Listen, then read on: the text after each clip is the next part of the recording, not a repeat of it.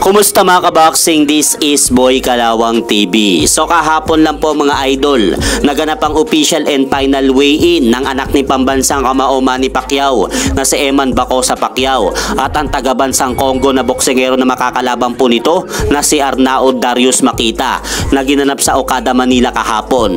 At dahil po dyan mga idol, ang unang tumapak nga po sa timbangan ay ito pong dayuang taga-Congo na si Arnaud Darius Makita at tumimbang nga po ito sa timbangan ng 135.6 pounds. Habang ito naman pong si Eman Bacosa ay tumimbang naman po sa timbangan ng 136.4 pounds. At ito nga pong magaganap na laban nila mamaya sa Okada, Manila ay magsisilbing 6-rounder match sa lightweight division. At bago po muna maglaban ang dalawang ito sa ibabaw ng lona para mamaya, may kartada po muna itong dayuang boksingero na si Arnaud Darius Makita na 2 wins, 2 losses with 2 knockout.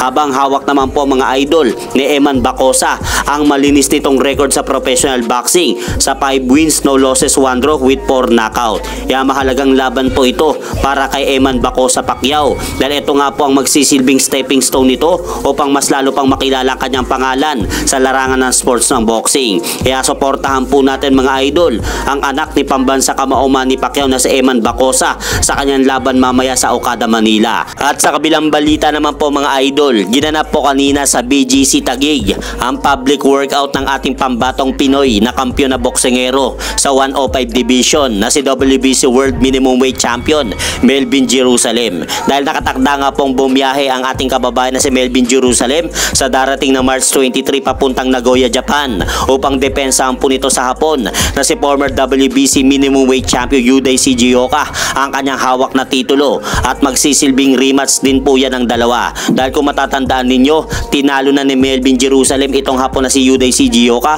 noong hawak pa nito ang titulong WBC minimum belt nung nakaraang taon sa bansang Japan. At kung susumahin po natin mga idol, halos 10 araw na lang ay magaganap na ang rematch nila Melvin Jerusalem at ng hapon na si Yuday Sigioka. Kaya suportahan po natin ang ating pambatong Pinoy na boksingero na si Melvin Jerusalem sa darating na laban nito ngayong March 30 sa bansang Japan kontra sa hapon na si Yuday Sigioka na tagumpay sanang madepensa nito ang kanyang hawak na titulo. At hanggang dito na lang po muna ang aking update sa mga aganapan sa mundo ng boxing. At syempre mga idol, huwag nyo rin pong kalimutan, pakisuportahan nyo naman po muna ang ating munting channel. Maraming salamat po.